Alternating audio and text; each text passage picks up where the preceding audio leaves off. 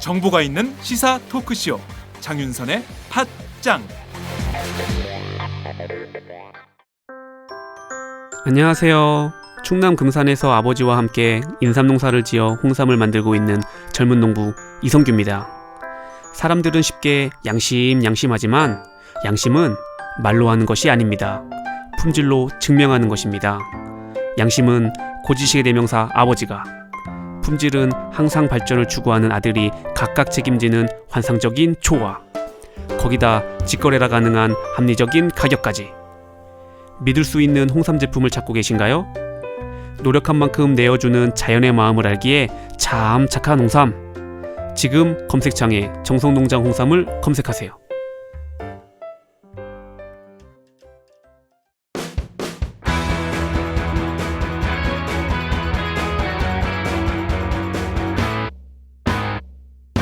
색깔 있는 인터뷰. 색깔 있는 인터뷰 시작하겠습니다. 남북은 오늘 새벽 무려 43시간의 마라톤 협상 끝에 6개 항에 합의한 공동 보도문을 발표했는데요. 북한은 지뢰 도발에 대해 유감을 표명하고 우리는 대북 확성기 방송을 오늘 오후 12시로 중단하기로 했습니다.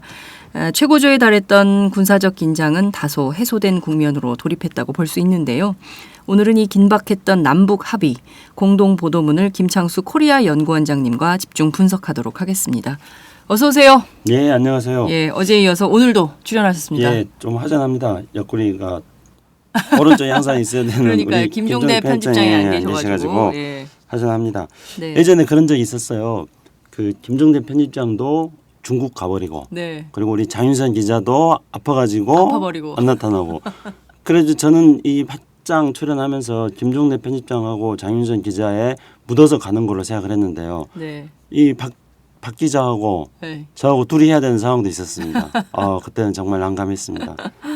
자, 그 난감했던 마음을 잠시 접으시고 밤사이에 아주 기쁜 뉴스가 들어왔습니다. 아마 그 오늘 아침 신문을 보는 많은 국민들께서 아이고 안도의 한숨을 안도의 한숨을 쓸어내리셨을 뉴스인데요. 합의를 이뤘습니다. 그죠? 밤사이에 공동 보도문이 발표됐는데 이걸 하나하나 좀 분석을 해보도록 하지요. 우선 그 뜬 눈으로 보셨다고요? 어제 밤에 이제 항상 요즘 일과 중에 하나가 그 텔레비전 뉴스 보는 겁니다. 네. 그리고 평소에는 종편을 안 보는데요. 네. 요즘은 종편에서 실시간으로 계속 이 뉴스만 하고 있어요. 네. 그래서 어제 종편을 보고 이제 잠을 잘까 하는데 갑자기 합의가 됐다는 거예요. 밤 1시쯤에. 네. 그래서 2시에 발표한다는 거예요. 네. 그래서 마치 48시간 이내에 뭐 하지 않으면은 네. 공격하겠다는 북한의 발표 그때하고 비슷한 심정이었습니다. 그래서 1시간 내에 발표한다 그러니까 또 뭐 볼 수 있습니까? 기다려야지. 예. 그래가지고 2시까지 발표하는 것 시켜봤습니다. 예, 2시는 두고 있다가. 예. 그 또 통일운동하는 입장 그리고 남북 관계를 계속 민간 차원에서 해왔던 입장에서 보면 그런 공동 보도문 발표 소식이 남들하고는 조금 다른 의미로 다가올 것 같아요. 그렇죠. 이거 지금 굉장히 몇 시간 동안 합의했다고 그랬나요? 40 몇 시간? 43시간입니다. 예. 저는 이 40 몇 시간 동안 이 공동 보도문을 합의하느라고 시간을 소비했느냐 네. 이렇게 어떤 분들이 혹시 질문하실 분이 있을 것 같아요. 혹시 예. 청취자분들께서도 예. 이 몇 줄 합의하려고 그렇게 몇 시간 동안 잠도 못 자고 그랬느냐 하고 충분히 의문을 가질 수 있습니다. 근데 저는 제가 이런 것을 해봤기 때문에요. 네. 이거 하느니라고 정말 피가 마릅니다. 그래서 저는 이 문안을 만들어내는데 이 정도 시간 충분히 소비했을 거라고 생각하고요. 그리고 특히나 북쪽에서 이거 대표단으로 온 사람들 다들 나이도 많은 사람들 아닙니까? 그러게요. 예. 그 양반들 정말 며칠간 잠도 못 자고 고생 많이 했을 거예요. 오늘 아침 조간신문은 대부분 오보를 냈어요. 조선일보 정도만 북한 지뢰 도발 유감 표명, 남한은 확성기 중단하기로 했다 이런 보도를 했고 대개는 이제 밤 상황까지만 업데이트가 되고 그 다음엔 업데이트가 안 된 보도가 나와서 아침 신문 보시는 분들은 살짝 혼란스러우실 수도 있을 것 같아요. 그래서 저희 팟짱이 집중 분석을 해드릴 테니까 신문 대신 팟짱을 들으시길 바랍니다. 그래서 새벽부터 이렇게 저한테 대기하라 그래가지고요. 야, 쪽집 계시네. 자, 우선 어느 언론은 합의서라고 쓰고 어느 언론은 공동 발표문이라고 쓰고 또 어느 언론은 공동 보도문이라고 쓰고 굉장히 헷갈립니다. 이게 뭐가 어느 장단에 춤을 춰야 될지 우리 독자들이 또 우리 청취자들이 굉장히 헷갈리실 것 같은데요. 이것부터 용어 정리를 좀 해주셔야 될 것 같아요. 예, 우선 남북한이 발표한 걸 보니까요. 네. 우리 남측이 발표한 거는 남북 고위 당국자 접촉 공동 보도문입니다. 네. 그리고 북한도 우리보다 우리가 이제 2시에 발표는 3분 먼저 발표했대요. 네. 조선중앙통신에서 발표했다 그러는데요. 네. 북남 고위급 긴급 접촉 공동 보도문입니다. 네. 그러니까 남북한이 발표는 공동 보도문으로 되어 있습니다. 네. 그런데 우리 언론이 공동 보도문이냐 뭐 공동 합의문이냐 이렇게 각각의 제목을 좀 달리해가지고 한 거는 어제 김관진 실장이 발표를 하면서 네. 그 발표문을 배포를 안 했던 것 같아요. 정확하게 제가 잘 모르겠습니다. 어제 네. 방송을 제가 생중계로 봤을 때는 네. 김관진 실장이 구두로 이야기를 했거든요. 예. 그래서 김관진 실장의 구두로 발표한 것들을 받아 적으면서 네. 그냥 이제 기자들은 기사를 쓸 때는 이제 상식적으로 남북한 공동 합의문 아니겠느냐. 네. 그래서 공동 합의문이라고 했고 김관진 실장의 그 발표문 구두로 발표했던 내용에 보면은 공동 보도문이다. 네. 이렇게 되어 있습니다. 그런데 이게 사실 미세한 차이지만 차이가 있습니다. 네. 공동 보도문과 합의문은 한마디로 말씀드린다면은 문서의 효력에 있어서의 차이가 있는 거죠. 네. 근데 우리는 그 차이가 없습니다. 우리는 뭐 남한 내부에서 본다면은 네. 뭐 다 대부분이 다 합의문인 거죠. 아니면은 뭐 기자회견문이 있는 거고 네. 우리는 그렇지 않습니까? 그렇습니다. 근데 북한에서는 이런 것들에 대한 차이를 좀 둡니다. 그래서 공동 합의문이 이행 의지가 확실하게 담겨져 있는 것이고 네. 공동 보도문이라는 거는 이런 상황이 있었다는 것을 언론이라든가 대외적으로 알려라 네. 이런 알림의 의미가 있습니다. 그래서 합의한 양측, 그러니까 협상에 참여한 양측의 이행 의지의 측면에서 본다면은 네. 공동 합의문이 훨씬 더 강력한 이행 의지가 있는 거고 공동 보도문이라는 거는 있었다는 상황을 대외적으로 알리는 그런 문제입니다. 그런데 이번에는 사실상 그런 북한이 뭐 그렇게 그동안에는 했습니다마는 이번에는 큰 의미는 없을 것 같아요. 네. 왜 그러냐면은 본문에 네. 공동 보도문 해놓고 본문에 여러 가지 문제들을 협의하고 다음과 같이 합의하였다 이렇게 발표했습니다. 네. 그래서 본문에 합의라는 표현이 있기 때문에요. 이게 합의문이냐 공동 보도문이냐 그 의미는 사실은 뭐 크게 중요하지 않을 것 같습니다. 그렇군요.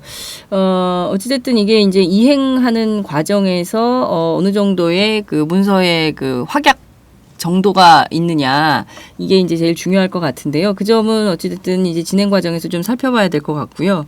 우선 어제 김관진 그 안보실장 그리고 황병서 총정치국장 그리고 또 홍영표 통일부 장관 그리고 김양건 노동당 비서관의 합의를 볼 때 총평이 좀 필요할 것 같아요. 이 전체적인 결과에 대해서 어떻게 볼 것인가. 공동보도문 전체에 대한 총평을 좀 하신다면 어떻게 보실까요? 우선은 이렇게 합의했던 것이 가지는 의미부터 좀 말씀을 드려야겠습니다. 네. 그동안에 남과 북 사이의 군사적 긴장이 팽팽하게 고조되지 않았습니까? 네. 그래서 우리 국민들 사이에서는 이러다가 혹시 전쟁 나는 거 아니냐 그렇게 불안감에 빠진 분들도 계셨습니다. 근데 또 종편에서는 심지어 제가 좀 종편을 계속 봤다 그랬지 않습니까? 근데 와, 이 종편 정말 심각하게 문제가 있던데요. 저는 그동안에는 그냥 안 보고 저건 뭐 문제 있는 방송이다 그렇게만 생각했습니다. 네. 네, 청취자 여러분 정말 종편 문제만 있어요. 팟짱을 많이 들으셔야 될 것 같아요. 왜냐하면은 심지어 종편에서요. 모 군 전역자가 나와가지고 군 장군 사성장군 출신의 전역자가 나와가지고 7일 안에 전쟁을 끝낼 수 있다는 거예요. 지금 전쟁을 시작하면은 네. 북한하고 전쟁을 7일 안에 끝낼 수 있다. 이거 사실은 허위 사실에 가깝거든요. 네. 그러니까 7일 안에 전쟁을 끝낼 수도 없을 뿐만 아니라요. 그렇게 했을 경우 우리가 입을 수 있는 부담이 엄청나게 큽니다. 우리의 피해. 서울이 휴전선에 가까이 있다는 것들을 고려해 본다면요. 네. 근데 그런 거는 전혀 생각하지 않고 전쟁을 너무 쉽게 생각하는 그런 방송을 종편에서는 며칠간 계속했다는 겁니다. 네. 근데 이렇게 군사적 긴장이 고조되고 심지어 정말 이렇게 전쟁을 부채질하는 그런 종편의 선동 방송도 있었습니다. 그런 와중에 네. 남북한의 군사적 대립, 긴장 고조를 대화와 협상을 통해서 해결했다는 점. 그 점이 저는 이번 회담의 가장 큰 의미라고 생각합니다. 네. 이번에 남한하고 북한은 정말 소중한 성과를 이뤄낸 겁니다. 예. 왜냐하면은 군사적 충돌을 대화와 협상을 통해서 해결하는 전례를 하나 만들어냈거든요. 네. 그래서 어제 방송을 할 때도 남북 사이에 지금 현재 서로 간의 팩트에 대해서 부인하고 있기 때문에 네. 어떤 합의에 도달하기에는 굉장히 어려울 거라고 하지 않았습니까? 네. 근데 제가 어제 했던 말을 저도 기억하는데요. 합의를 하기는 굉장히 어려울 것입니다만은 합의를 할 경우에 우리는 협상을 예술이라 그런다. 네. 그래서 남북 간의 협상을 통해 가지고 합의에 도달하는 그런 외교적 예술 능력을 한번 보여달라. 네. 그렇게 이제 강력하게 주문했습니다. 네. 근데 실제로 그 어려운 상황 속에서 이번에 대화와 협상을 통해서 합의에 이르렀다는 것. 이거는 정말 남북 양쪽에게 높이 평가할 만한 박수를 보내줄 만하기 충분하다고 생각합니다. 그게 네. 첫 번째 의미라고 생각합니다. 네. 두 번째 의미는 제가 여러 차례 강조한 것입니다마는 올해가 종전 70주년 아닙니까? 그렇습니다. 근데 종전 70주년에서 한반도는 사라졌어요. 네. 종전 70주년에 각국은 전부 자신의 국익을 달성하기 위한 종전 70주년 외교를 하고 있습니다. 네. 그래서 당장에 가까이라 본다면은 8월 14일 날 아베가 아베 담화를 하지 않았습니까? 네. 근데 아베 담화의 내용은 정말 식민지 지배도 부정하고 역사도 부정하고 막 그런 겁니다. 네. 근데 그런 점에도 불구하고 이제 아베 담화를 통해 가지고 아베는 9월 달에 또 중국으로 가고 네. 또 앞으로 한중일 정상회담이라든가 한일 정상회담도 열릴 가능성이 굉장히 높아졌습니다. 네. 그러면 아베는 종전 10주년을 맞이해서 네. 아베 외교를 한 거예요. 그리고 아베식 외교. 그렇죠. 그리고 상당히 많은 성과를 거뒀습니다. 네. 그리고 마찬가지로 시진핑 주석도 지금 이번 남북 간의 갈등을 통해서 굉장히 많이 홍보가 자연스럽게 많이 돼버렸습니다. 네. 네. 네. 9월 3일 날 전승절 행사한다 이렇게 홍보가 많이 됐지 그렇습니다. 않았습니까? 예. 예. 근데 시진핑 주석도 전승절 행사를 하고 그 다음에 9월 달에 또 미국을 갑니다. 네. 그러면 미국을 가게 될 경우에는 미국 워싱턴에서는 아시아 시즌이 열리게 돼 있어요. 시진핑 주석이 아마 9월 15일 날 미중 정상회담을 할 거예요. 네. 그럼 워싱턴은 9월 15일을 전후로 해가지고 아시아 외교, 미국의 아시아 외교에 대해서 굉장히 많은 보도를 할 겁니다. 네. 이거를 이제 워싱턴에서 외교적 용어로 아시아 시즌이라고 그러거든요. 아시아 시즌을 시진핑은 가서 여는 거예요. 네. 이런 상황에서 2차 대전 발생했던 2차 대전이 종전했던 네. 70년 전에도 한국은 없었습니다. 그렇잖아요. 샌프란시스코 광화주 하기도 한국은 참여하지 못했고 예. 카이로 회담, 얄타 회담, 포스타 회담 모든 회담에도 한국은 참석하지 못했습니다. 네. 그런데 이번에도 2차 대전 70년이 지난 이 시점에서도 한국의 존재감, 남북한의 존재감은 없었습니다. 네. 그런데 이번에 남북한이 이걸 합의함으로써 네. 남북한이 2차 대전 종전 10주년 외교에서 네. 남북한도 끝 자리에다가 남북한의 자리도 있다. 이거를 이름 한 줄 올리게 됐군요. 올리게 된 겁니다. 어쨌든지 간에 그런 정도 네. 의미가 있다고 생각해요. 총체적으로 본다면은 뭐 저는 그런 의미 부여를 하고 싶습니다. 네.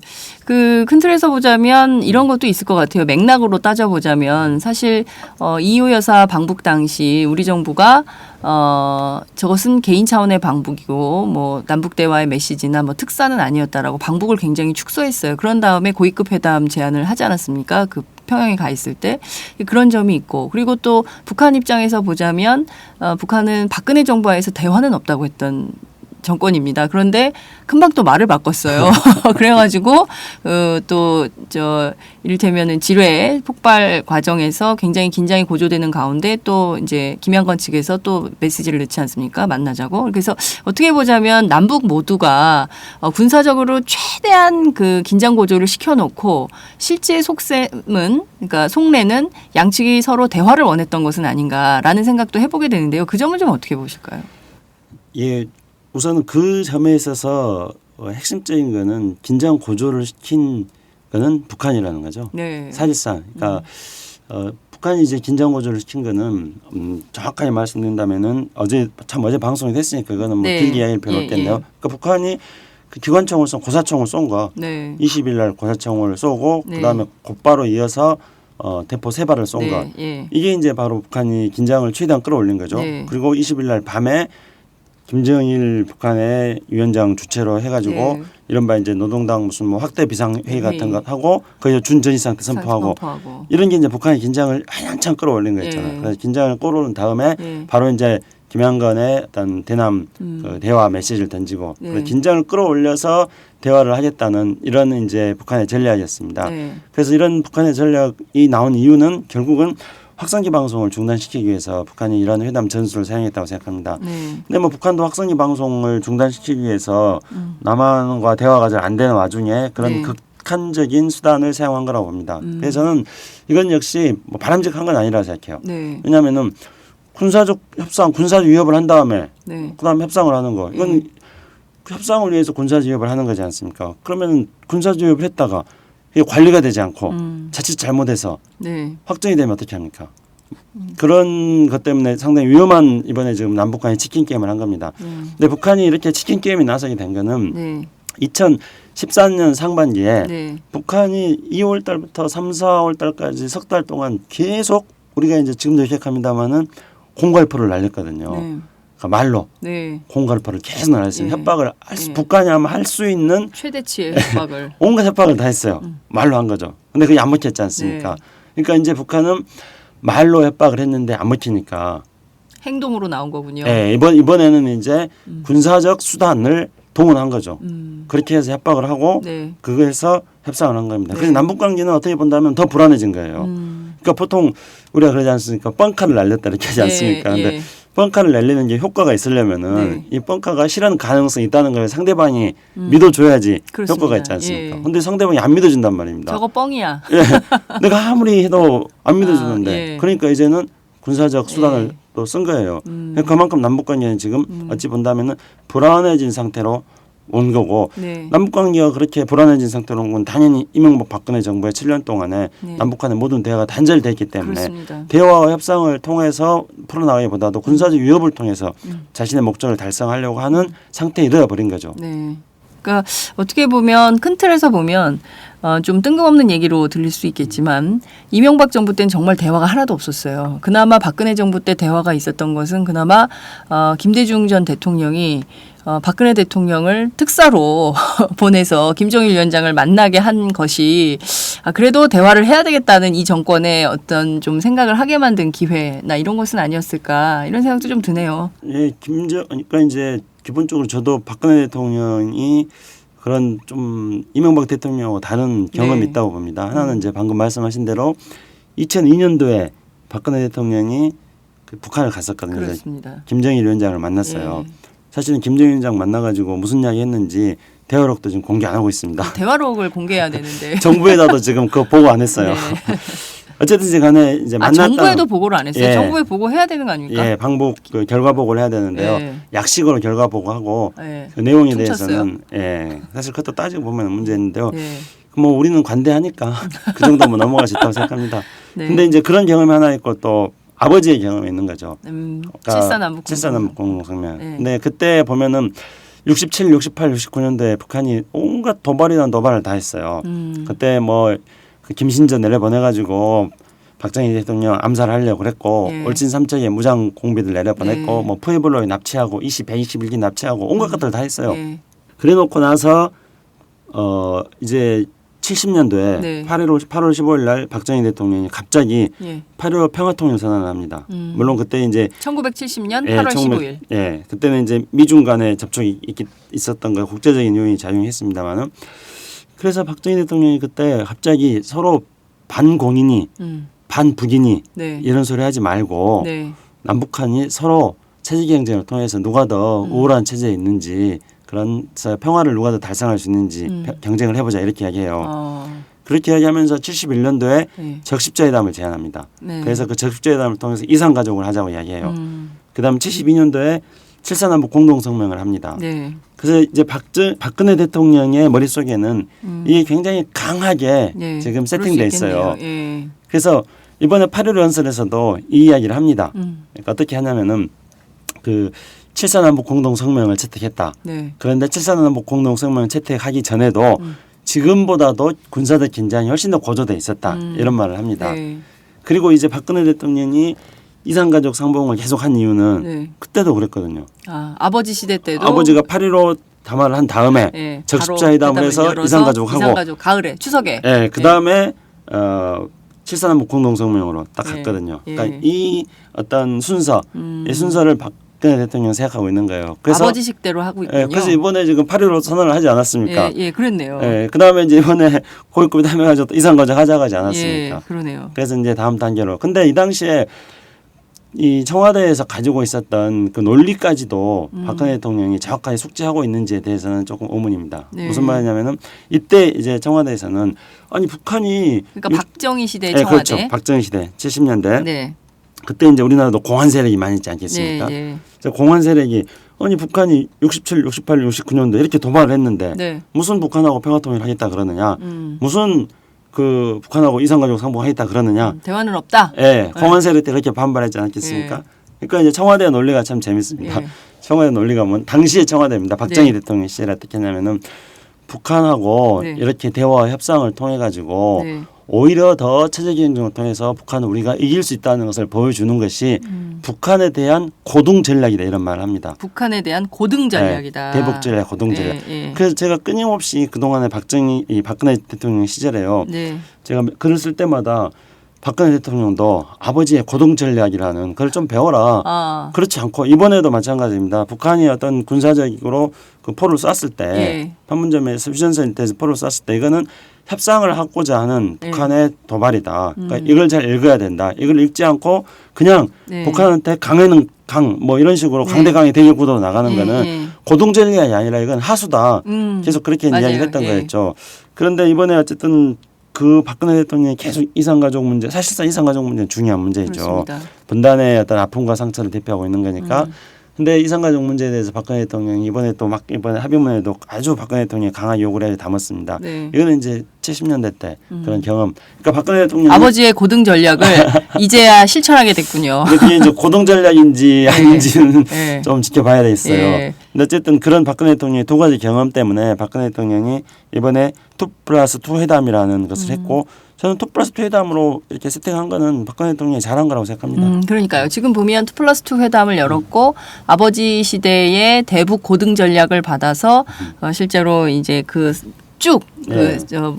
일정까지도 그 똑같이 다음은 따라 이제 배우는 뭐 이런 식으로 하고 있는 건데 그렇죠. 실제로 뭐 CCTV가 있었다는 거 아니에요? 그 판문점 안에. 그래서 양측이 서로 사실상 이게 뭐 대리전 비슷하게 사실상의 뭐 정상회담에 불과했다 이런 평가도 언론에서 나오고 있는데요.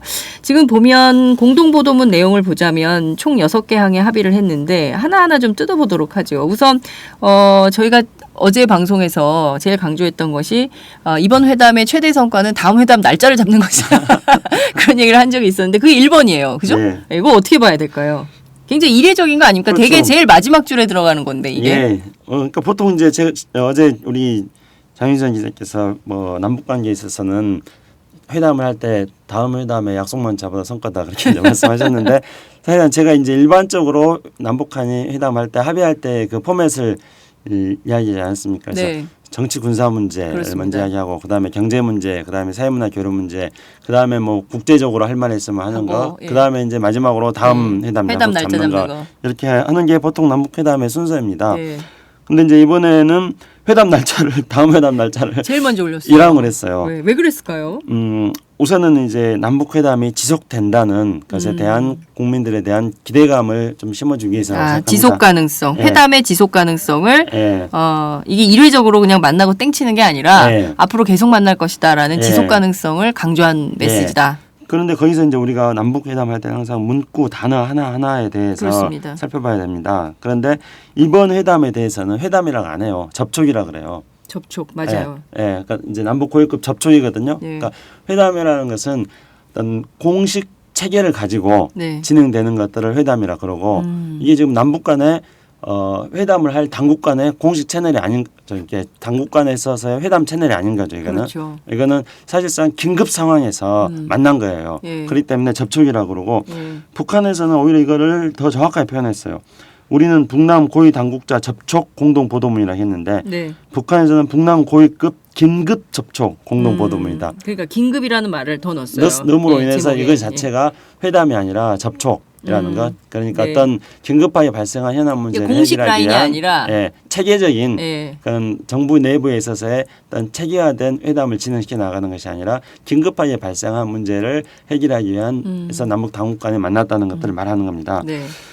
그렇기 때문에 이제 공식 회담을 해야 될 거 아니에요. 네. 그래서 공식 회담을 해야 되는데 일단은 이 첫 번째 문제에 있어서는 네. 앞으로 여러 분야에서의 대화와 협상을 진행해 나가기로 했다 이렇게 네, 말한 겁니다. 그렇습니다. 그래서 바로 이 여러 분야에서의 그러니까 참 그 전에가 얘기했네요. 그러니까 네. 남북 관계를 개선하기 위한 당국자 회담을 하기로 했고 네. 그다음에 이제 여러 분야에서의 대화와 협상을 진행하기로 했다 이렇게 되어 있습니다. 그럼 네. 여기서 당국자 회담이라는 것은 그동안에 우리가 봤던 걸 한다면 뭐냐면은 정부에서의 어떤 남북 회담을 하는 공식 부서에서의 회담을 말하는 겁니다. 네. 그러면은 장관급 회담을 말하는 예, 거죠. 이것은 당국 회담은 장관급 회담. 네, 그런데 그러면 여기 이제 예, 누가 나갈 건지, 문제가 생깁니다. 예, 통일부가 나갈 건지, 국방부가 나갈 건지, 뭐 어디가 나갈 건지. 일단 우리는 당연히 통일부가 나가는 거죠. 예, 예. 통일부가 나가는 건데 여기에서 문제가 생기는 게 2013년도에 네, 남북 장관급 6월 달인가요? 남북 장관급 회담을 하려다가 네, 장관급 회담에 경 문제를 놓고 그러니까. 장관급 회담이 진행되지 못했습니다. 음. 그때 사실 이거는 그 코미디나 다름없어요. 왜냐하면은 북한에서 이제 장관급 회담의 대표로 나기로 한 사람이 조평통 조국평화통일위원회 서기국장 네, 강지영 서기국장이 나오려고 했습니다. 강지영 서기국장. 근데 이제 우리 그때 국장이 뭐야? 네, 국장이 뭐야 그런 거예요.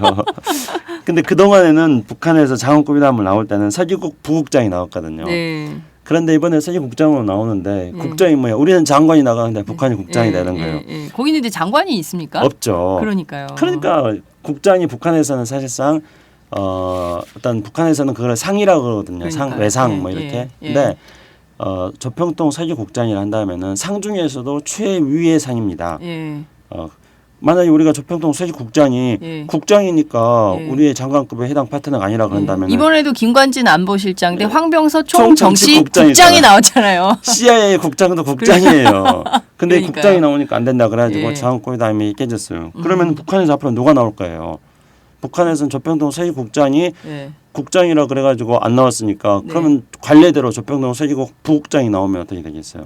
다시 북한에서는 조평통 서기국장이 나와야 되는데 네. 우리가 지난번에 격을 가지고 한번은 해보자. 파토 냈거든요. 예.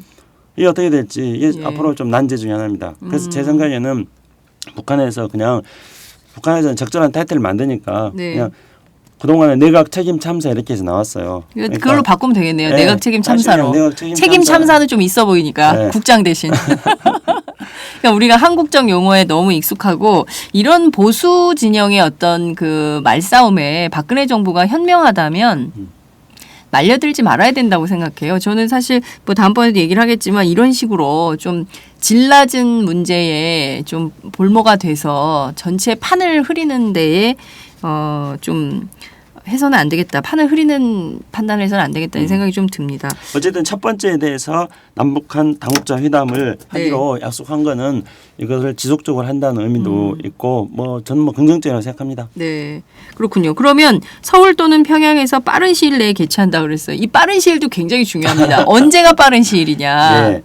근데 이제 뭐 이산가족도 위한 적십회담도 해야 되니까요. 네.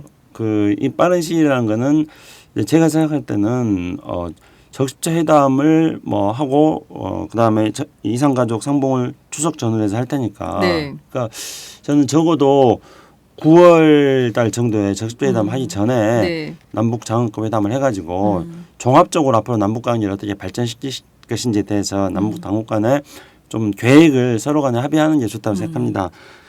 그런데 이제 이게 사실상 남북 당국자 회담이 좀 이렇게 빠른 시일이라고 모호하게 해놓은 반면에 네. 적십자 회담 같은 경우에는 날짜를 바꿨어요. 9월 초에 적십자 네. 실무 접촉을 했잖아요. 그래서 네. 당연히 적십자 실무 접촉이 더 먼저 되겠죠. 그리고 그것에 따라서 적십자 회담이 잘 되면은 당국자 회담도 그에 따라서 뭐 이른 시일 안에 빠른 시일 안에 될 거라고 네. 생각합니다. 그러니까 이렇게 될 수 있겠어요. 일본에 이제 서울 또는 평양에서 빠른 시일 안에 당국 회담을 개최하기로 하지만 실질적으로는 적십자 회담이 먼저 진행되고 나머지 당국자 회담이 뒤따라가는 순으로 순서는 좀 바뀔 수도 네, 있겠다. 이렇게 그렇죠. 볼 수도 있겠네요. 네. 여러 분야의 대화 협상을 진행하기로 했는데요. 이 여러 분야도 어느 분야냐?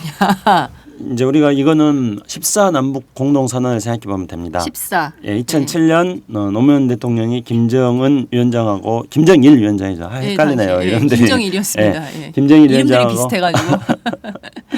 김정일 위원장하고 합의했던 14남북 정상선언. 네. 네, 보면은 거기에 여러 분야의 대화 협상들이 명시되어 있습니다. 거기에 본다면 이제 정상회담을 하기로 했고요. 네. 그다음에 총리회담, 그다음에 총리회담. 예, 그리고 남북 통일부 장관 회담, 네. 그다음에 경제 분야 장관급 회담, 부총리급 회담이죠. 네. 그다음에 국방장관 회담, 네. 그다음에 사회문화 분야 장관 회담, 네. 그다음에 남북 국회 회담, 네. 그리고 남북 민간 회담 네. 이렇게 여러 분야의 대화 협상을 하기로 되어 있습니다.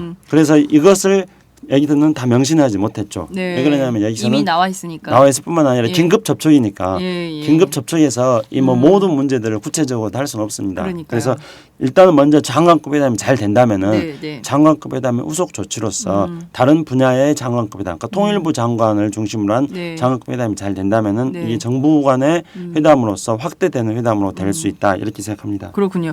자, 우선 김관진 안보실장의 경우에는 오늘 새벽 열린 기자회견에서 당장 뭐 정상회담을 염두에 둘 수는 없다. 정상회담은 없다. 이제 이런 얘기를 했는데요. 이것도 좀 가능성을 열어놓은 것이다 이렇게 봐야 될까요? 뭐 이 문구에는 그게 여러 가지의 대화 협상에 정상회담도 포함될 거라고 생각합니다만은 현실적으로는 다른 많은 회담들이 진행되고 나서 예. 남북 정상회담도 논의될 수 있을 거라고 생각합니다. 이 시점에서 남북 정상회담을 논의하는 것은 네. 굉장히 좀 성급한 이야기가 될 거라고 저는 그렇군요. 생각합니다. 알겠습니다. 어찌됐든 박근혜 대통령이 2007년 14선언을 했던 노무현 전 대통령의 선언, 이 내용을 담아서 이행하는 첫 번째 대통령이 될 수 있겠네요.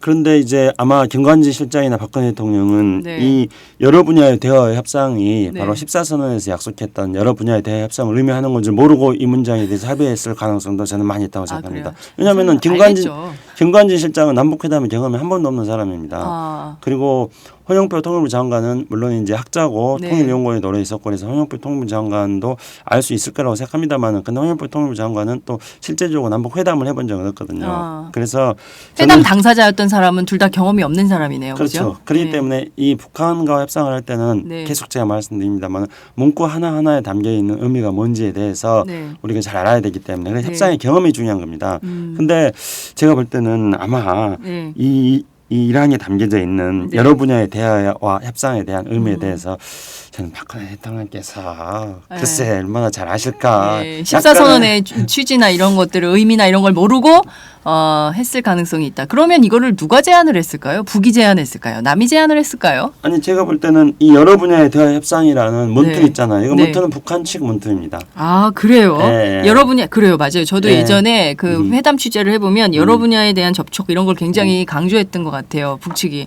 이거는 북한식 말투라는 거죠. 여러 네. 분야의 대화 협상을 진행. 그럼 이거는 북한이 요구했을 가능성이 있다. 예, 북한이 저는 집어넣었을 거라고 생각합니다. 그리고 북한이 그렇군요. 이런 의미에 대해서 우리가 저는 뭐 계속 제가 이걸 긍정적으로 봐야 된다고 생각하는 네. 거는 앞으로 대화의 문을 계속 열어놨다는 거예요. 그러니까 진짜 말 그대로 여러 분야의 대화의 문을 열어놨다는 점. 네. 그래서 긍정적으로 봐야 된다는 겁니다. 그렇군요.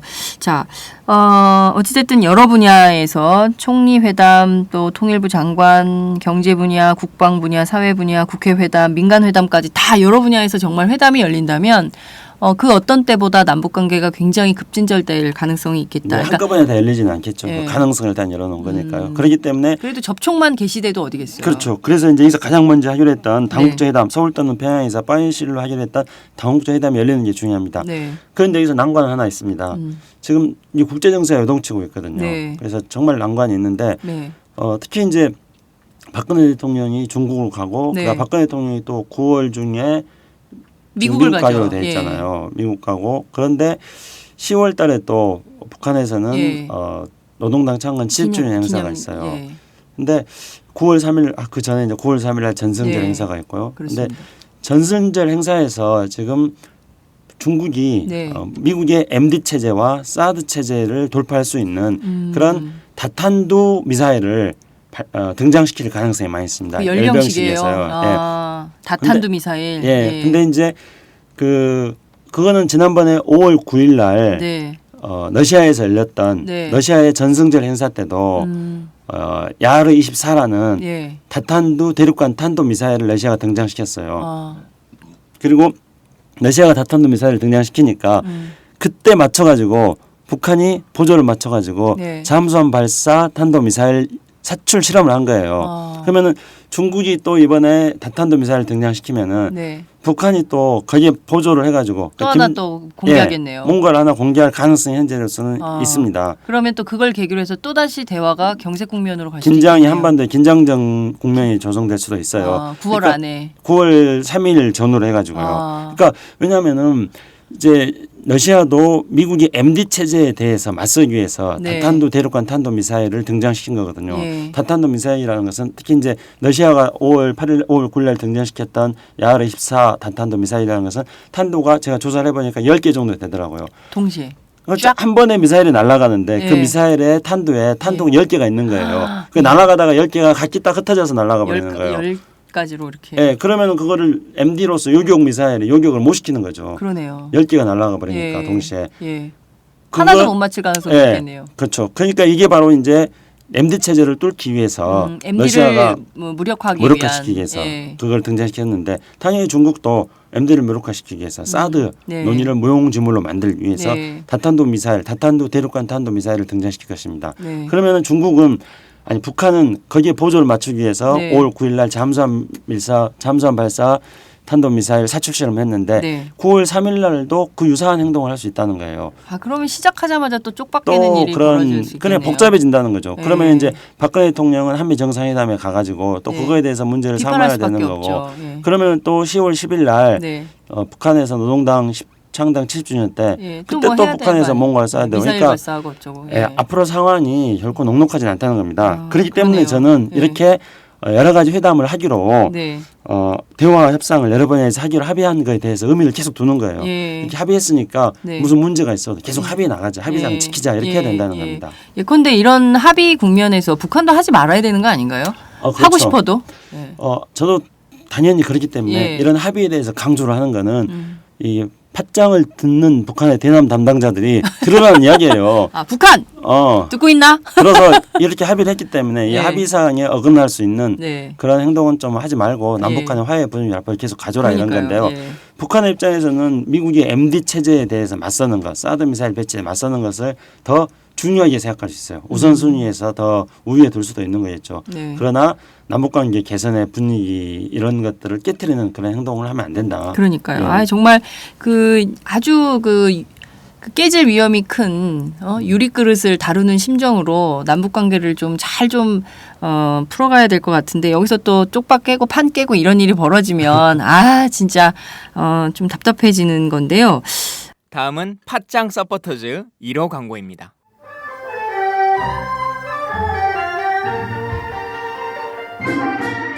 양꼬치집에 대한 모든 편견을 깼다. 풍무 양꼬치. 착한 가격, 품격 있는 공간. 국내외 유명인들도 자주 찾는 풍무 양꼬치. 나는 그 집 양갈비가 훨씬 맛있던데. 누나 나는 그 집 맛있는 요리들이 지금도 잊혀지지 않고 있어요. 단체석이 많아 모임하기 좋은 곳. 풍무 양꼬치. 대림역과 구로 디지털 단지 역점 두 곳에 있습니다. 예약 문의 02809-9292, 02809-9292. 잠깐, 팟짱 애청자라고 말씀하시면 통큰 서비스를 제공합니다.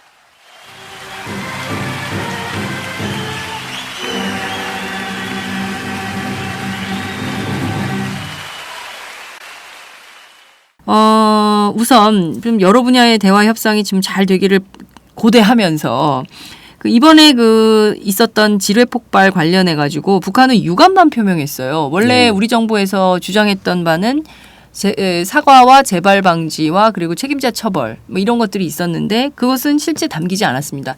예컨대 이게 만약에 노무현 정부나 김대중 정부에서 이런 합의를 했다고 한다면 보수 세력들이 가만히 안 있었을 것 같아요. 이 무능한 정권 막 이러면서 규탄 시위를 했을 텐데 어버이 연합이 가만히 계시겠죠? 근데 어제 저도 이제 이렇게 유사하게 이야기하지 않았습니까? 그러니까 비무장지대에서 발생한 지뢰 사건에 대해서 어떤 유감을 표명하고 그리고 다른 남북 간의 해남 문제들에 대해서 포괄적으로 합의해 나가는 게 필요하다. 네. 그렇게 이제 이야기를 했는데요. 네. 김창수 원장님 뜻대로 됐어요. 예. 이제 그래서 저는 이제 이 합의에 대해서 저는 굉장히 긍정적으로 생각합니다. 네. 근데 우리 정부 입장에서 그러니까 어제 아침에 박근혜 대통령이 수석보좌관회의에서 했던 이야기들이 있습니다. 박근혜 대통령은 그러니까 명확하게 이제 주체를 명시한 사과 네. 그리고 재발 방지 약속 이걸 이제 이야기를 했습니다. 네. 그러니까 모호한 유감 표명은 안 된다는 거죠. 네. 근데 협상이라는 것은 쌍방이 하는 겁니다. 그러니까 어느 일방이 협상을 통해서 100대 0으로 이겨버린다. 네. 이건 있을 수가 없어요. 우리가 이건 협상론의 기초입니다. 네.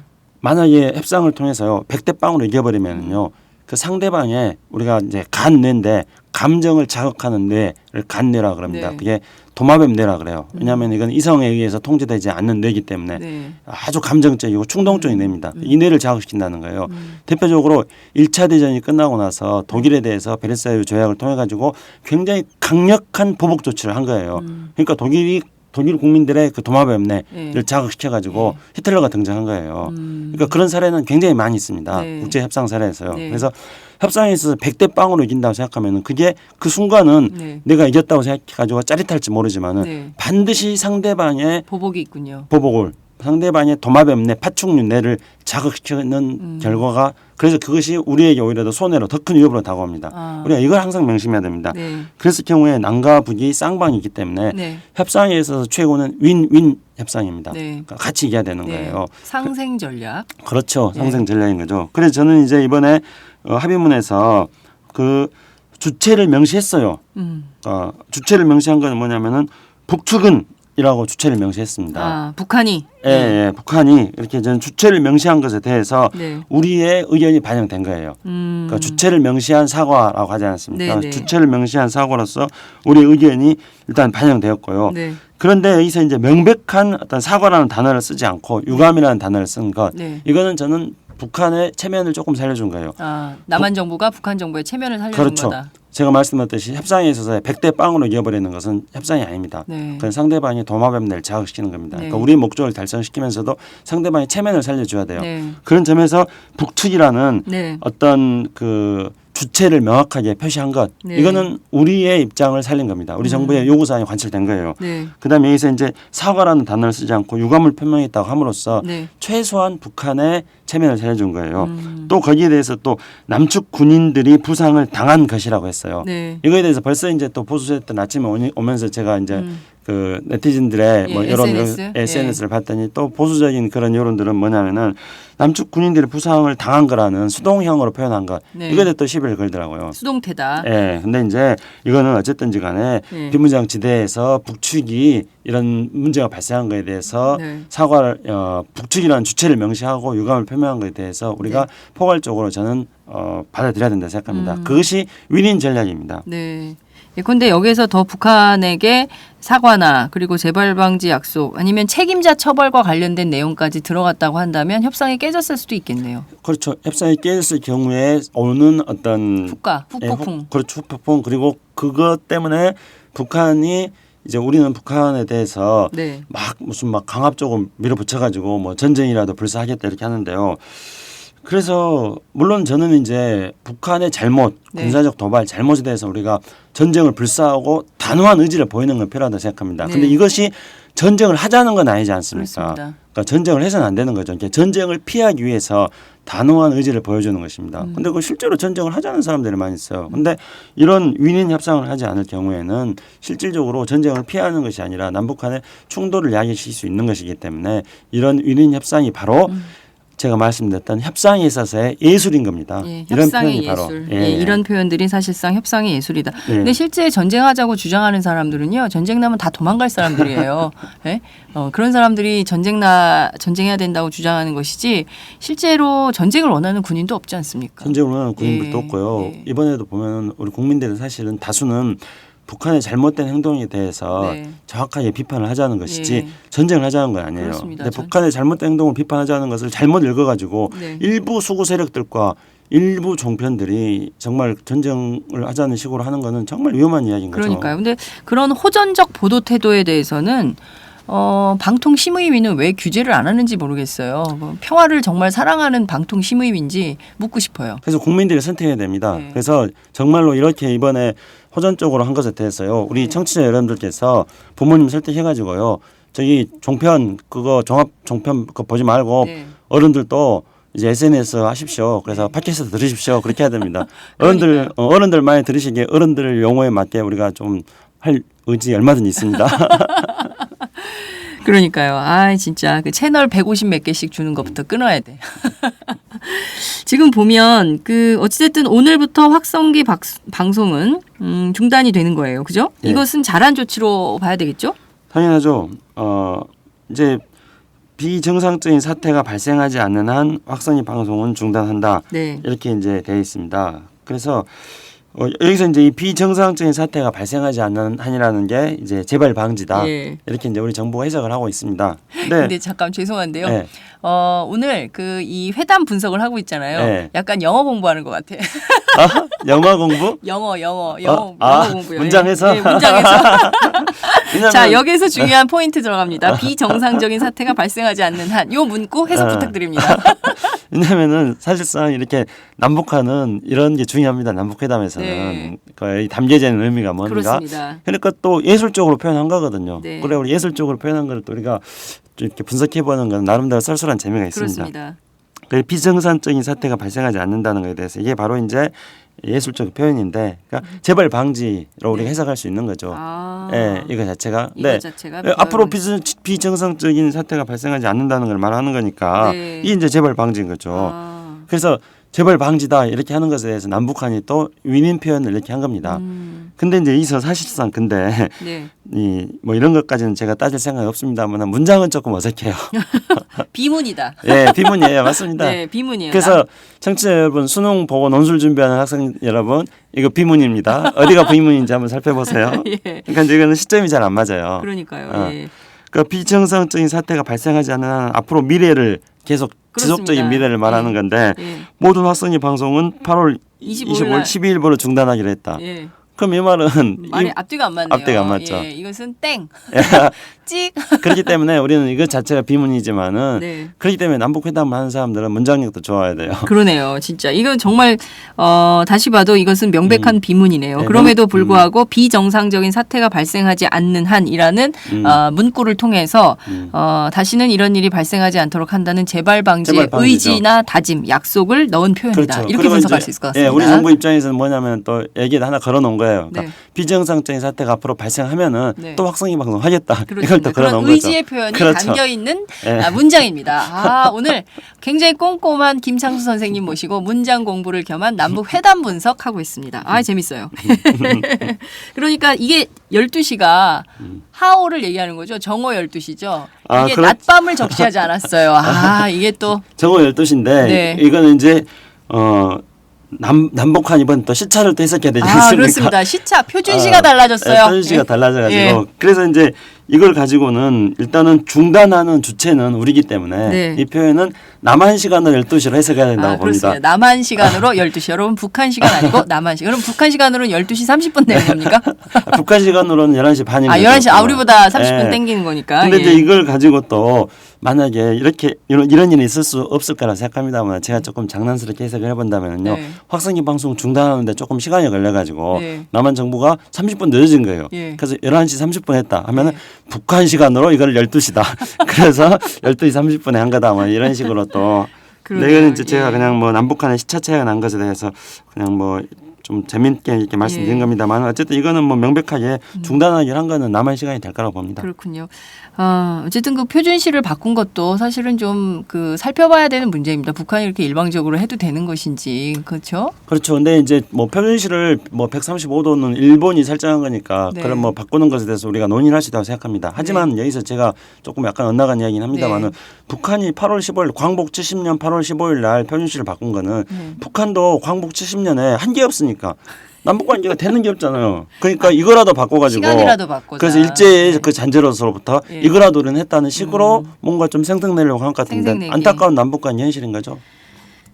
참 그런 걸로 생색낼 때는 아닌데요. 그죠? 예. 아이고 남북 당국 모두가 좀 어떤 측면에서 좀 한심하다 이런 생각도 좀 들어요. 그죠? 예. 어쩔 때는 애들같이 싸우기도 합니다. 그러니까요. 예. 자, 어찌됐든 북한은 준전시 상태를 해제하기로 한 겁니다. 그죠? 네. 예. 뭐 이거는 뭐 돈말할 나위 없이 당연히 너무, 해제해야 잘한 생각하고요. 거죠. 예. 그리고 준전시 상태 해제하지 않는다면은 네. 북한 주민들이 피곤해요. 북한 그렇죠. 주민들이 계속 준전시 상태처럼 해가지고 예. 늘 대기를 해야 되니까 이거 얼마나 아니, 이게 피곤합니까? 남한 군인들도 피곤해요. 그렇죠. 남한 제가 군인도 피곤하고. 최근에 몇 번 취재를 좀 해봤더니요. 지금 군인들이 완전 무장한 상태로 잠을 네. 잔대요. 그러니까 언제 전투에 나가야 될지 모르니까 애들이 다 신발도 신고 완전 무장한 상태로 자가지고 등이 베겨가지고. 근데 이제 여기 보면은 준전시 상태를 해제하기로 했는데 네. 남한의 진돗개 1호를 어떻게 하기로 한 건지 네. 또 한미연합군의 어떤 오치콘을 어떻게 하기로 한 건지 네. 그런 거는 뭐 합의문에 명시되어 있지 않습니다. 네. 근데 그거는 이제 뭐 오치콘이라는 순차적으로 거는 하기로 했다고 예, 그러더라고요. 그런 예. 보도가 이제 연이어서 그렇죠. 나오고 시차적으로 있긴 이 합니다. 준전시 상태를 해제하면 당연히 뒤따르는 거죠. 그렇죠. 그거는. 예, 예. 그런 조치들은 뭐 당연히 하는 테니까. 예.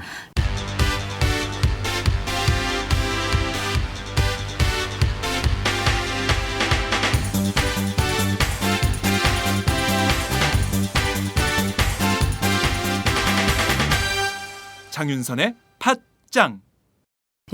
자, 중요한 포인트가 또 나왔습니다. 추석 계기로 해서 이산가족 상봉, 그리고 적십자 실무 접촉을 9월 초에 가지기로 하였다. 이런 표현이 있는데요. 우선 이산가족 상봉에 대해서는 벌써 얘기하면은 가슴이 벅차오릅니다.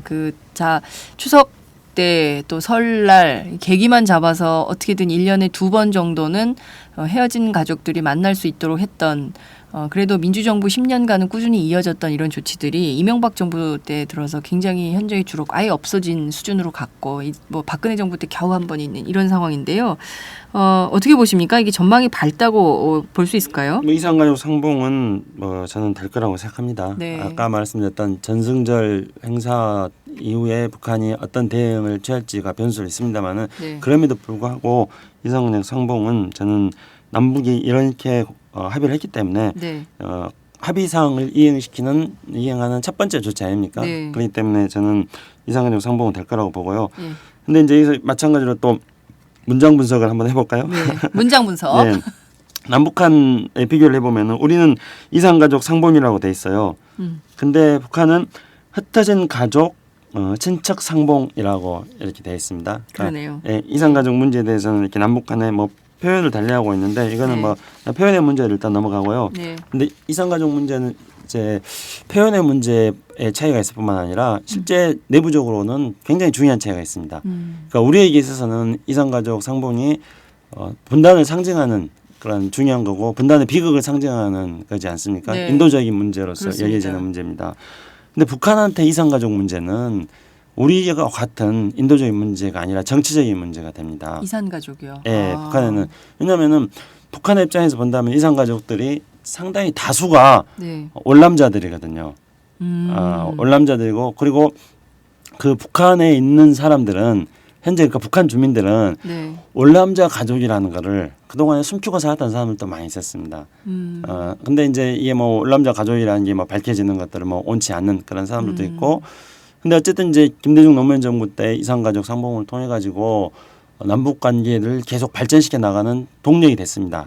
그리고 이산가족 상봉을 통해 가지고 또 북한 사람들은 남한 이산 가족들로부터 또 여러 가지 뭐 지원도 받고 네. 또 하여튼 그래서 이제 북한 사람들한테도 경제적인 어떤 실력이 좀 있었던 것입니다. 무엇보다 중요한 거는 남북 관계를 계속 유지시켜 나갈 수 있는 네. 동력으로서 이산가족 상봉이 되었다는 점이 뭐 북한으로서도 이산가족 상봉에 의미를 둘 수 있는 거라고 생각합니다.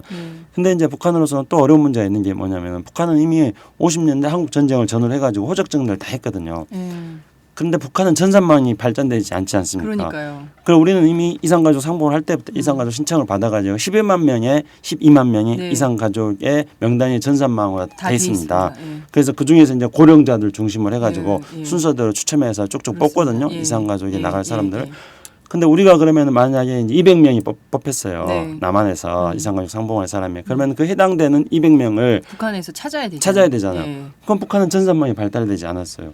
호적도 이미 한국 전쟁 때 다 전원해가지고 정리를 다 정리됐어요. 뭐 어떻게 찾아요? 어. 찾는 게 굉장히 힘들어요. 네. 그러니까 북한의 모든 행정 조직들을 총동원해가지고 네. 그걸 찾는데 찾느니라고 이제 날밤 새는 거죠. 북한 저 관료들이 그렇죠. 공무원들이 날밤 새는 거죠. 그러니까 이제 북한으로서 이것도 굉장히 피곤한 일이 되는 측면도 있습니다. 네. 그래서 이산가족 상봉이 잘 되려면은 이런 게 사실 쉬운 일은 아닙니다만 남북관계가 발전을 해가지고 네. 북한의 행정 전산망 같은 경우는 조금 우리가 어떻게 이산가족 행정 전산망 같은 경우 우리가 좀 네. 뭐 지원해주는 근데 이거는 네. 뭐 쉬운 일은 아닙니다. 여러 가지 네. 어려운 점이 있습니다만은 그리고 이제 우리 입장에서 본다면은 그때 이제 김대중 정부 때 이산가족 상봉을 하면서 12만 명의 이산가족 명단을 받았습니다. 네. 근데 그 중에 이제 뭐 그 가족들까지 포함해가지고 20만 명 정도가 이제 만났어요. 근데 12만 명 신청한 사람들 가족 포함해서요. 네. 근데 12만 명 신청한 사람들 중에서 그 이후에 이제 많이 돌아가시고 고령자니까 네. 네. 지금 생존하신 분들은 제가 알기에는 5만 명 정도를 알고 있습니다. 그 이분들도 전부 80세 이상의 고령자들이시거든요. 근데 이산가족 상봉을 한 번에 우리가 200명을 한단 말입니다. 네. 북한에서도 200명을 해가지고 네. 그 명단을 우리는 이제 그 친척과 가족들을 찾는 거죠. 그렇게 해서. 그렇습니다. 근데 언제 이거 다 해요? 네. 200명씩. 네. 지금 5만 명 남았는데요. 그러니까요. 그러니까 이산가족 상봉을 저는 남북한이 좀 통크게 했으면 좋겠어요. 네. 그래가지고 금강산에 그 이산가족 면회소가 있거든요. 네. 그 가동시켜가지고요. 네. 이산가족 있죠. 면회소에서 상시적으로 하고 그리고 이산가족 면회소에서 이산가족 상봉을 상시적으로 하면서 그걸 계기로 해서 금강산 관광도 풀고 그렇습니다. 제가 그래서 어제 그거 하자고 제안하지 네, 않았습니까? 맞아요. 하라고. 네. 네, 그렇게 통크게 하고 네. 박근혜 대통령 듣고 계실 거예요. 그러니까 네. 이거는 정말 박근혜 대통령한테도 도움이 되는 거예요. 네. 그렇게 해서 이산가족 상봉을 통크게 하고 그렇게 하면서 금강산 설악산 관광으로 연계시키고 네. 금강산 설악산 사이에다가 DMZ 국제평화공원도 만들고 그러네요. 그걸 평창 네. 동계올림픽 마식령 스키장까지. 예, 그리고 북한으로 마신 그렇게 쭉 연계시켜가지고 네. 박근혜 대통령 임기 말에 그렇게 해서 그 지역을 동해 국제 관광지구로 만들어서 외국인도 이제 유치시키고 네. 이렇게 하자는 거예요. 그럼 네. 박근혜 대통령이 업적이 되는 거죠. 그러네요. 그럼 통일 대통령이 되겠어요, 박근혜 대통령이. 저는 뭐 그렇게 하기를 진짜 바랍니다. 그래서 네. 1차적으로 이산가족 상봉을 이번에 중요하게 약속을 했으니까 네. 그리고 박정희 대통령이 8.15 그 평화통일 선언하면서 적십회담하고 이산가족 상봉을 할 때 네. 고등 전략을 시작을 했잖아요. 네. 그리고 박정희 대통령이 그때 이산가족 상봉을 제안했던 거는 또 다른 이면이 있습니다. 어떤 거였냐면요. 북한이 네. 군사적으로 안보 위협을 느끼지 않으면서 그러면서 남북 대화에 나설 수 있는 게 뭐냐. 네. 그걸 연구를 해가지고 적십회담을 통한 이산가족 상봉이 한 거예요. 네. 그러니까 그래서 적십자. 그렇죠. 그때 네. 71년도에 적십회담이 열린 거는 네. 당시에 박정희 정부가 그런 어떤 나름대로의 고등 전략을 쓴 거예요? 고등 전략을 쓴 거예요. 네. 그러니까 박근혜 대통령도 고등 전략을 쓰라는 거예요. 그래서 이산가족 상봉 자체가 중요합니다만은 네. 이산가족 상봉을 통해 가지고 네. 남북 관계를 북한이 부담스럽지 않게 발전시켜 나갈 수 있는 네. 그런 방향으로 남북 관계 전략을 짜라는 거예요. 네, 그렇군요.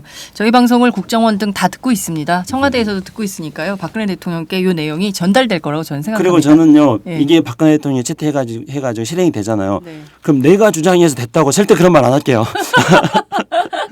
네, 저 이거는 이런 말 한 적 없어요. 김창수 원장 공으로 돌리지 않을 테니까 다 가져가세요. 카피레프트. 알겠습니다. 박근혜 대통령이 정말 남북 관계에서는 진짜 하등 전략 쓰지 말고 고등 전략으로 위기를 기회로 돌파하는 첫 번째 대통령으로 기록되기를 진짜 진심으로 바랍니다. 그런데 이 적십자 회담을 시작하게 되면 우리 측에서는 김성주 대한적십자사 총재가 회담에 나가게 될 거고요. 북한에서는 누가 나옵니까? 북한에서는 지금 이제 적십자 위원장이 네. 조선 불교도 연맹의 강수린 위원장이 이제 적십자 위원장을 맡았어요. 조선 적십자회 중앙위원장이 강수린 위원장이네요. 예. 예. 이분이 어떤 사람이에요? 예, 이제 불교도 위원장인데요. 아, 예. 예, 조선 불교 연맹 위원장이에요. 네. 북한에서는 지금까지 전통적으로 네. 적십자 위원장은 종교인들을 맡았습니다. 그래가지고 그 전에 오랫동안 이제 북한의 조선 적십자 위원장을 맡았던 거는 장제연이라고. 장제연. 예, 조선 그 카톨릭 네. 북한의 이제 천주교 위원장. 네. 이분이 이제 오랫동안 그 적십자 위원장을 맡았거든요. 네. 그래서 그분이 남북 종교 회의도 많이 참석하고 그랬습니다. 근데 이번에는 이제 강수린이라고 조선 불교도 연맹 이제 적십자 위원장을 맡았어요. 그래서 강수린 위원장도 남북한 불교 교류에 그동안에 굉장히 적극적으로 많이 나섰습니다. 그래서 예. 우리 조계종 뭐 자성 총무장 스님하고도 이제 예. 여러 차례 만났고요. 아, 우리 불교계가 그 금강산에 신계사가 있습니다. 아. 그래서 금강산 신계사를 복원시키는데 금강산 신계사. 예, 금강산 신계사라는 절을 복원시키는데 조계종이 굉장히 앞장섰거든요. 아, 예. 그렇기 때문에 남북 사이에 종교 교류들이 정치적으로 굉장히 단절돼 있어도 종교 교류는 비교적 지속적으로 유지돼 있었습니다. 예. 그렇기 때문에 강수련 위원장 같은 경우는 남북 종교 교류를 통해 가지고 남북 대화의 경험이 굉장히 축적돼 있는 분이라고 봐야죠. 예. 그런 반면 그 김성주 총재는 사실 기업인 출신이고요. 이분은 사실 남북 관계에 대해서 전혀 경험이 일천하신 걸로 저는 알고 있거든요. 그냥 뭐 기업가여가지고 기업가 스타일로 회담을 하면 이게 상당히 어려움에 봉착할 수도 있을 텐데. 저는 이제 뭐 기업인들이 그동안에 또 남북 경제 협력 사업들도 많이 했고 네. 또 지난 7월 15일 날 정경련이 네. 북한에 대해서 정말로 많은 그 지원과 협력을 하겠다는 이건 정경련 공식 입장이라고 발표를 했어요. 네. 그 한국 경제 위기 상황을 정경련도 뼈저리 느낀 거죠. 네. 그래서 저는 정말 환영합니다. 정경련이 그렇게 적극적으로 했으면 좋겠어요. 그래서 네. 기업인들의 대북 협력 사업에 대해서는 정말 두 손 들고 환영합니다. 그래서 저는 뭐 우리 뭐 김성주 적재위원장도 기업인 출신으로서 그런 기업인 마인드를 가지고 네. 남북 관계를 잘 발전시키는 것이 한국 경제의 신성장 동력을 만드는 거라는 그런 생각을 했으면 좋겠습니다. 그런데 김성주 적십자수 총재가 기업인 출신이라는 점보다는 사실상 김성주 총재가 그동안에 굉장히 많이 튀는 언행을 많이 네, 했었거든요. 네. 맞아요. 박근혜 대통령 그 후보 시절에 뭐 후보 뭐 참모로 뭐 그 캠프에 참여했다는 그런 게 비행이 됐는지 모르겠습니다만은 적십자사 총재에 맞지 않는 네. 톡톡 튀는 언행들 많이 했습니다. 그러니까 적십자사 총재라는 거는 정말 인도주의라든가 네. 인권이라든가 이런 데에서 가장 인도적이고 어려운 상황에 처해 있는 네. 사람, 인권에 가장 피해를 본 사람 네. 이런 사람들에 대한 긴급 구조부터 시작해가지고 재난 지원이라든가 여러 가지 해야 됩니다. 그렇기 네. 때문에 어려운 사람들의 심정을 가장 잘 알고 그들에게 진정성 있게 다가갈 수 있는 네. 그런 품격이 있는 게 적십자사 총재의 그러니까요. 자리에 품격이 굉장히 중요하죠. 예. 네. 그런데 이제 저는 그 이런 점에 대해서 앞으로 뭐 안 될 거다 그렇게 하는 것보다는 네. 김성주 총재가 이 적십자사 이 남북 적십자 회담을 통해 가지고 지금 이산가족 상봉의 물꼬를 다시 트는 네. 중요한 지금 직책을 맡게 돼 있습니다. 네.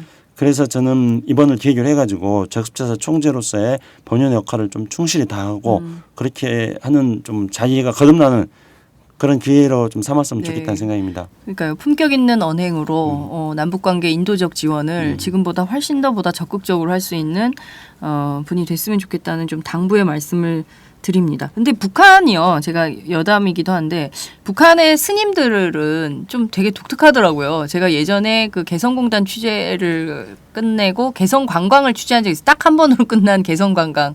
2005년 5월로 기억을 하는데요. 그때 가서 스님을 뵀는데 스님 머리가 굉장히 헤어스타일이 독특했어요.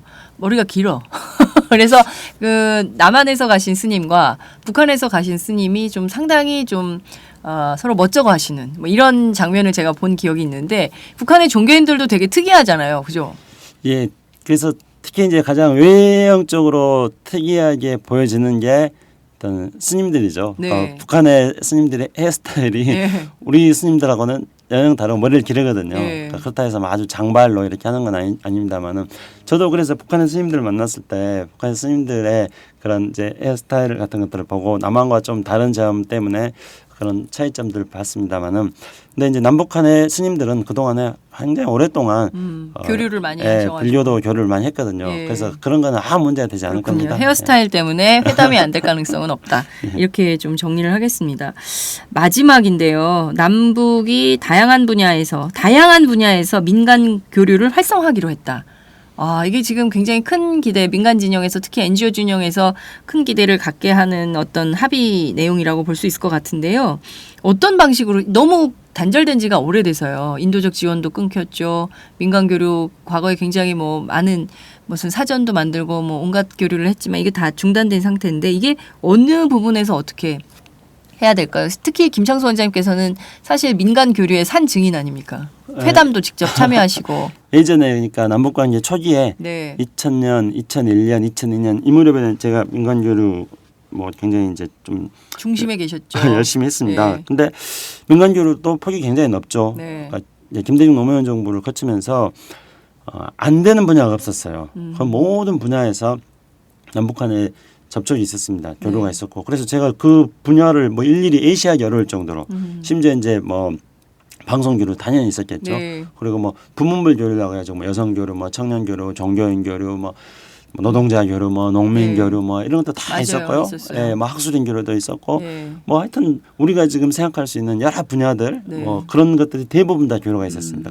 남북 관계가 이제 활성화되니까 우리 사회 내부에서 모든 사람들이 자기도 남북 교류를 하고 싶은 거예요. 네, 맞아요. 그래서 예, 남북 교류를 해가지고 뭐 작게는 어떤 경제적 이익을 얻고자 하는 사람들도 있었고 또 뭐 어떤 교류를 통해 가지고 뭔가 좀 나도 북한하고 이렇게 교류한다 해서 이 남한 사회에서 좀 폼을 잡고 싶은 사람들도 있었고 또 북한에 대해서 정말 애정을 가지고 뭐 인도적 지원을 해주고 싶은 사람도 있었고 또 심지어 보수적인 분들도 굉장히 많이 교류를 했어요. 당시에. 예. 그래 이제 그분들은 생각은 또 대체 북한이 어떻게 대먹는 나라인지 한번 가서 보자. 그래야지 또 뭐 북한에 교류하는데 많이 또 참여하기도 했었고 그래서 남북 민간의 이제 북한 방문을 보면은 제 기억에 2006년에 네. 2006년에 한 해에 10만 명이 갔어요. 그러니까 금강산 관광하고 네. 그 개성 관광객을 빼놓고요. 금강산 개성 이외에 한 해 10만 명이 갔다고요, 예, 북한을? 예. 아, 그랬었나요? 2006년에 10만 명이 갔고요. 뭐 2005년에 뭐 7만 명. 그 통계 2005년도 통계는 정확하지 않은데요. 네. 그러니까 그렇게 비약적으로 그 북한 방문한 사람들이 늘어났던 거였죠. 네. 그러니까 그거는 말 그대로 정말로 다양한 여러 분야에서 민간 교류가 있었다는 거고요. 그 여러 분야에서 민간 교류는 정말 중요합니다. 왜 이 민간 교류가 중요하냐면요. 이런 민간 교류를 통해 가지고 우리가 북한이 머리에 뿔이 안 나 있다는 북한의 사실들을 객관적으로 정확하게 알게 되고 그리고 이걸 안 사람들이 남북한의 어떤 관계 속에 충돌이 생겼을 때 네. 남북 양쪽 정부 당국이 그것을 정치적으로 이용하려고 하는 것에 대해서 그렇지 않다. 네. 객관적 상황을 잘 아니까 그렇습니다. 그런 하나의 견제 역할을 또 할 수도 있고요. 민간 차원에서. 예, 또 한편으로는 북한에 대한 정보를 얻을 수가 있는 거예요. 북한 사람들을 계속 만나보면서 네. 이제 가령 평양 시내는 어떻다더라, 또 어떤 지역은 어떻다더라. 그래서 주민들의 동향이라든가 네. 심지어 또 뭐 평양의 백화점의 뭐 물가는 어떤가 또는 평양의 어떤 물가 그 상품의 수준이 뭐고 이런 것들도 네. 직접 알 수 있는 거잖아요. 그렇습니다. 마찬가지로 이제 북한 사람들도 남한 사람들 만나면서 남한을 아는 거죠. 그 남한하고 북한하고 사이에서 서로 간을 알아가게 하는데 네. 가장 좋은 게 뭐겠습니까? 민간 교류죠. 네. 민간인의 접촉이 심지어 이제 저 같은 경우도 북한에 가면은 저는 북한이 정해진 구역만 이렇게 데리고 다니는데 그렇습니다. 저는 이상하게 남한에 있어서도 그러니까 뭐라 안에서 새는 쪽박 밖에서도 샌다고요. 남한에서도 옛날에 뭐 학생운동하고 그럴 때 정부말을 잘 안 들었는데 북한에 가서도 북한 정부말을 잘 안 들어가지고요. 근데 북한 정부가 가지 말라는 길을. 그런 데를 막 가는 거예요. 네. 그래 가가지고 이제 북한 주민한테 말도 걸어보고 네. 꼬마애들이랑 같이 막 사진도 찍어보자 하고 그러면은 그 사람들은 네. 저의 말투라든가 저의 옷이라든가 네. 뭐 이런 것들을 보고 그 사람들은 남한을 아는 거예요. 그리고 아저씨는 어디서 왔습니까? 그래서 저는 또 당연히 친절하게 네. 하지 않겠어요. 네. 북한 사람들 만나면은 그러니까 이제 그런 것들이 남북한이 서로 간에 알아가는 것 음. 이런데 굉장히 중요한 역할을 하는 겁니다. 네. 그래서 저는 남북 민간 교류가 남북 여기서 지금 1항에서 이야기하는 제가 남북 당국 사이에서의 당국 회담과 여러 분야의 대화의 협상 네. 이거에 대해서 의미를 굉장히 많이 뒀는데 네. 마지막 6항 네. 6항에서의 민간 교류 활성화 이거는 당국 간의 교류하고 못지않게. 네, 쌍벽을 정도로 중요한 겁니다. 그렇군요. 예. 그러니까 이번 공동 보도문 전문에서 드러난 바 분석을 해보면 1항과 6항이 동등하게 제일 중요한 역할을 앞으로 해야 될 것이다. 남북 이제 관계를 이런 지속적으로 유지해 유지하는, 나가는 네. 기본이 될 것이라는 그러네요. 거죠. 예. 저도 그 금강산 갈 때였던가 생각이 좀 개성이었던가 생각 안 나는데 들쭉술, 고사리 이런 거 많이 좀 근데 그 포장이나 이런 상태가 그 한국보다 굉장히 많이 뒤떨어져 있는 걸 제가 이제 느꼈다. 북한의 수준이 어떻구나 이런 걸 그렇죠. 이제 느끼게 됐었어요. 네. 그리고 이제 그 안내원 동무들이 많잖아요. 근데 그 여성들의 저 상태나 그리고 또 이제 개성공단 너머에 이렇게 보면 그 아이들이 신발을 못 신고 그리고 또 굉장히 작아요. 나이는 꽤 됐는데 굉장히 그 체구가 작고 그리고 이제 북한 사람들 이제 저도 또 기자니까 호기심이 발동해서 우리들 점심 먹을 때 북한 사람들은 어떻게 밥을 먹나 이렇게 봤더니 똑같은 밥을 먹더라고요. 도시락에 담아서. 그래서 그런 것들 이렇게 몰래 봤다가 저도 되게 혼났어요. 근데 그런 기억들이 나는데 어쨌든 그런 교류 그리고 또 협력을 통해서 남북 관계가 통일로 가야죠. 통일은 대박이라고 박근혜 대통령도 얘기했기 때문에 그거를 좀 진심으로 좀 열어나가는 첫 번째 단초가 이번에 그 회담 결과로 열렸다 이렇게 평가를 해볼 수 있을 것 같다는 생각이 좀 듭니다. 그렇죠? 예, 그렇죠. 그래서 저도 이제 남북 교류 같은 거 하면서요. 저도 사실은 전 직구진짓도 되게 많이 했어요. 그러니까 가령 이제 제가 남북 교류를 하면서 제가 2명이 북한에 간 적도 있어요. 네. 그러면 이제 우리만의 식당이 딱 차려지는 거죠. 그럼 굉장히 잘 차려져요. 네. 어떤 북한에는 어떤 전통적인 미풍양속 같은 거 있으니까 손님 대접 잘해주자 네. 이런 게 있어요. 예. 그래가지고 잘 차려주면은 저는 사실은 그때 이제 초기에 갔을 때 북한이 경제적으로 매우 식량난을 어려웠을 겪고 때. 있을 때였습니다. 그게 목구멍에 밥이 넘어가겠습니까? 그래 이제 안 넘어가고 그래서 조금 먹다 말았어요. 먹다 놔두고 산에는 정말로 진수성찬이 차려져 있는데 근데 제가 못된 짓을 한 게요. 제 짐을 그 식당에 놔두고 딱 나갔어요. 나중에 다시 내 짐 없네 하고 네. 다시 이제 짐 찾으러 온다고 그 다시 들어온 거예요. 그 식당에. 예, 그럼 제가 놔두고 간 음식들을 어떻게 처리하는가 그걸 보고 일단 확인하고 싶으셨군요. 싶어서. 예. 기자도 아닌데 왜 그래? 그러니까 약간 좀 못된 직구준. 근데 네. 이제 그 사람들이 그 이제 식당 사람들 와가지고 둘러 앉아서 그걸 먹고 있더라고요. 근데 제가 정말 눈물이 났습니다. 그걸 남한 보면서. 사람들이 남기고 간 밥을 제가 이제 근데 일부러 사실은 계획적으로 한 거예요. 그러니까 일부러 많이 그러니까 젓가락질 안 한 거죠. 일부러 조금만 먹고 나머지는 이제 손도 손대지 대지 않고, 않고. 예, 일부러 이렇게 못된 짓을 했는데요. 근데 그걸 보면서 정말 이제 정말 이제 눈물이 났어요. 마음이 굉장히 아프고. 근데 어쨌든 이제 저는 우리가 지금 남북한이 군사적으로 대치하고 있다는 이게 엄연한 현실입니다. 그래서 이 군사적 대치 속에서 총이 방아쇠가 당겨져 버리면은 우리는 파멸로 갑니다. 네. 그래서 북한이 그런 군사적 모험주에 나서는 것에 대해서는 못하게 우리가 단호하게 막아야 됩니다. 네. 그러나 또 한편으로는 우리는 고등 전략을 구사해야 되는 것이죠. 네. 그래서 이번에 저는 박근혜 대통령이 이런 합의를 한 것에 대해서 박근혜 대통령한테 저는 격려 또는 칭찬 이런 걸 해드리고 싶습니다. 근데 진정한 어떤 격려와 진정한 칭찬 평가는 임기 말에 박근혜 대통령이 대통령직을 딱 물러났을 때 그랬을 때 남북관계의 진전된 평가를 그 진전된 성과를 가지고 저는 박근혜 대통령을 최종적으로 평가했습니다. 네, 지금 그 북한 사람들이 남한 사람들이 남겨놓은 밥을 먹는 모습을 지켜보셨다는 얘기를 할 때 눈가에 눈시울이 붉어지셨어요. 눈물이 이렇게 고이는 걸 제가 봤는데요. 그렇습니다. 우리가 한 핏줄이잖아요. 한 형제고. 그런데 어떤 사람들은 너무 남아 돌아서 음식물 쓰레기가 하루에 막 몇십 톤씩 나오는 나라에 살고 있고요. 어떤 형제는 먹을 게 없어가지고 남이 남기고 간 거를 먹고 살아야 되는 이런 불편한 현실.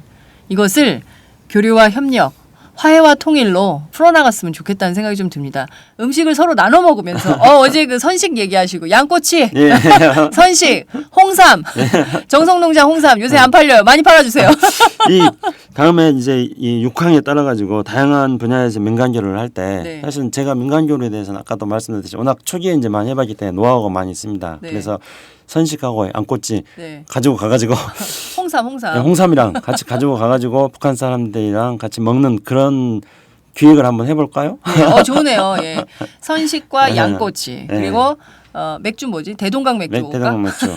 그리고 대동강 나서 맥주. 그리고 대동강 나서 맥주를 마시고 난 다음에 홍삼을 먹으면 다음 날 아침에 숙취가 없어. 숙취가 해소되는.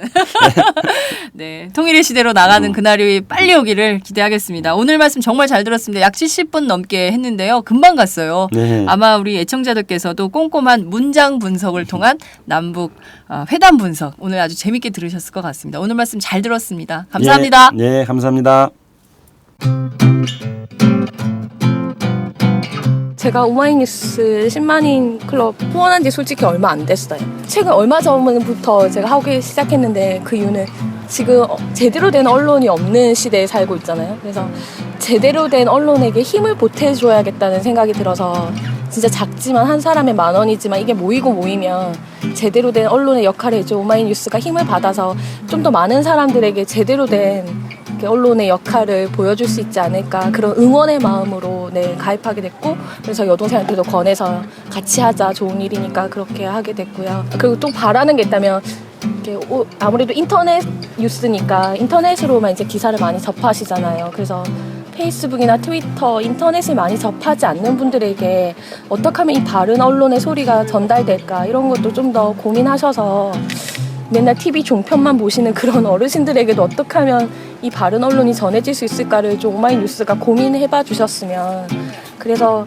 우리가 정말 너무 다른 세상에 사는 게 아니라 하나의 소리를 좀 같이 나눠서 듣고 공감할 수 있는 그런 시대가 됐으면 좋겠습니다.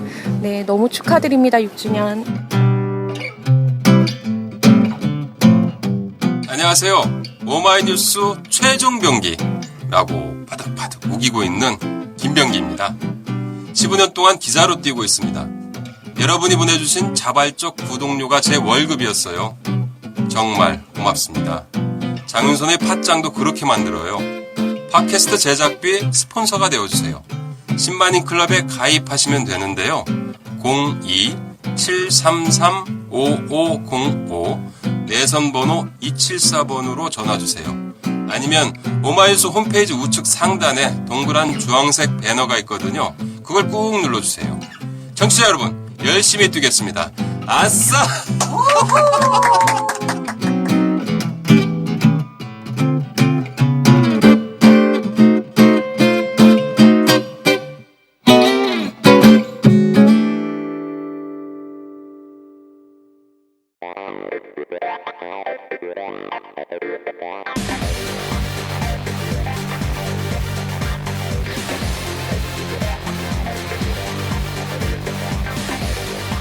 정보가 있는 시사 토크쇼 장윤선의 팟짱.